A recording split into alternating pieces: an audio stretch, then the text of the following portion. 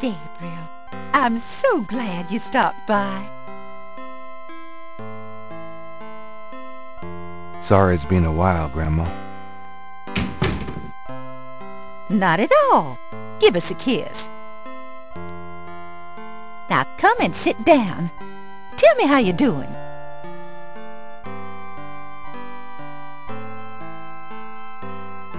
How you been, Gran? Just fine, dear.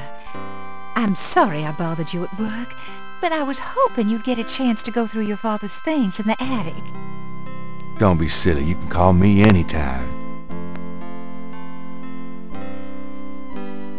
Can we talk, Gran? Of course, my boy. How can I help? What can you tell me about voodoo? Voodoo? What an odd question, Gabriel. Of course, you always were interested in monster movies and all that other weird stuff. You get that from your father and Granddad. I don't know anything about it, dear. Of course, it was very big in New Orleans at one time, but you don't hear about it so much these days. Too much else in the world to worry about, I guess. What do you know about the voodoo murders? Oh, Gabriel, nothing. And I don't want to. I sometimes wonder what this world is coming to. What can you tell me about New Orleans? New Orleans is very southern. Of course, though not as much as it used to be when I was a girl. It's gotten much more influenced by the East Coast and that California stuff. Still, it hasn't changed as much as other places, I reckon. We've always been happy here. Tell me about yourself. Me? Oh, surely you have something more interesting to talk about. Oh, come on, Gran. All right, dear. What do you want to hear? What do you do all day? You know how I love to knit and work in my garden. I also take long walks.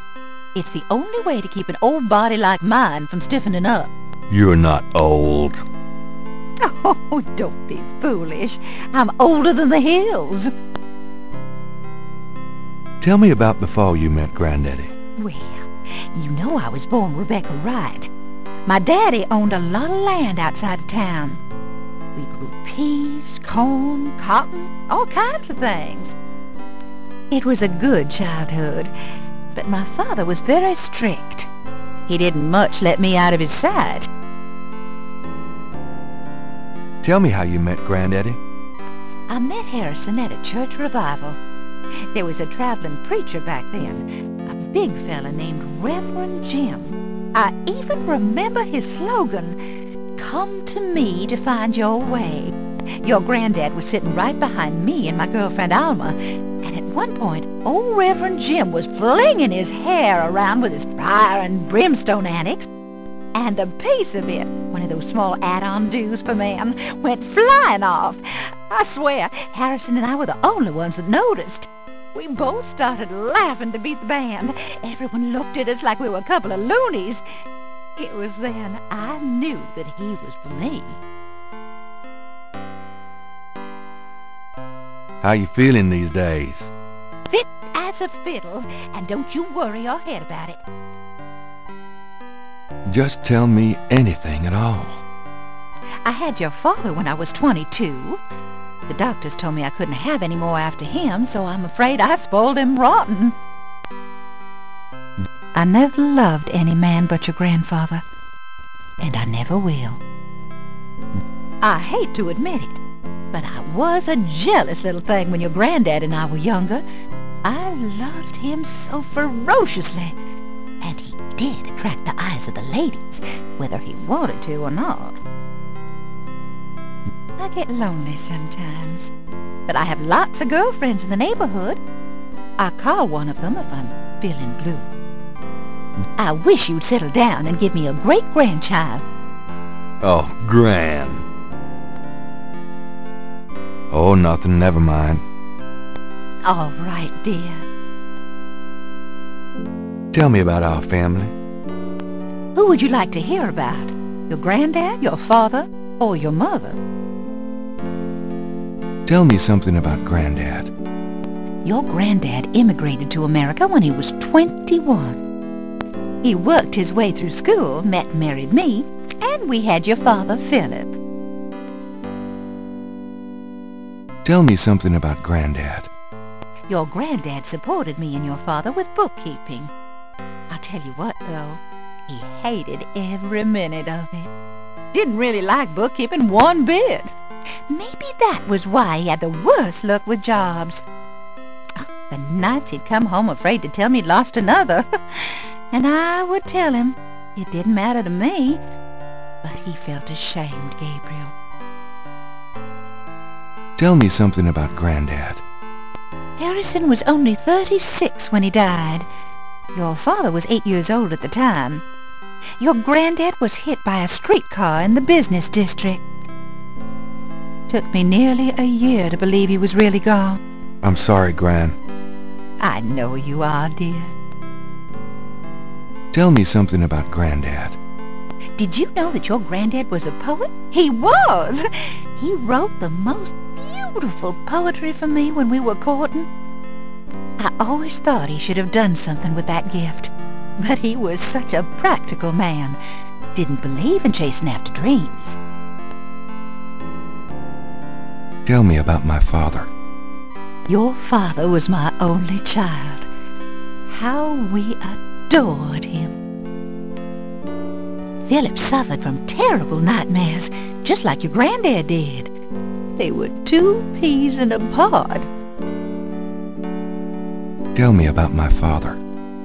When Philip met your mother, it was love at first sight. They were married 2 weeks later. Never looked at a girl seriously until then. And he looked at plenty. You have your father's way with women, Gabriel. And your granddad's. Tell me about my father. I wanted to just lay down and die when he and your mother were killed in that car crash when you were only 8. It was the thought of taking care of you that kept me going, Gabriel. The police say your father swerved off the road after being frightened by something. Perhaps a deer in the road or a wild cat. Tell me about my father. Your granddad wanted Philip to have a normal life. He was obsessed by that thought. He pushed Philip to go to law school. Philip was driven to art. He painted almost in a daze. He would get so inside himself when he worked. Tell me about my father.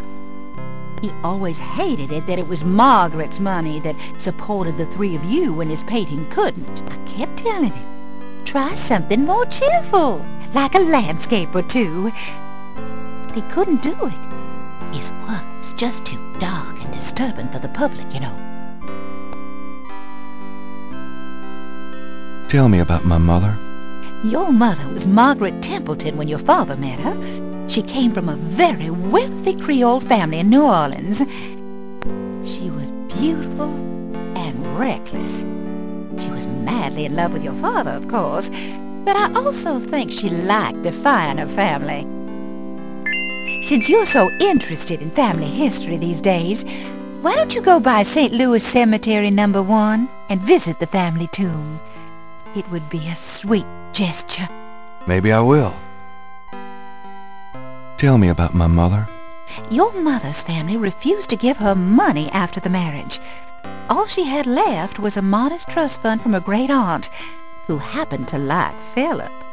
The remainder of your mother's trust fund became yours when she died. That's what you used to open your bookshop. Tell me about my mother. The Templetons are all gone now. Every last one of them. They never wanted anything to do with us, of course. What a waste. Tell me about my mother. I don't know what else to tell you, dear. You know, you get prettier every time I see you. Oh, you. Have you baked any of your incredible molasses pies lately? No, dear. But you let me know when you want some, and I'll whip up half a dozen. You've lost weight. Are you courting a new man? Oh, Gabriel. Gabriel, don't be silly. You know there'll never be anyone but your granddad for me. Your hair looks very pretty today, Gran. Well, why, thank you, dear. So does... you've always had such nice, thick hair, Gabriel. You know, I always tell people that my Gran is the prettiest grand old belle in the city. Oh, dear, you shouldn't talk so.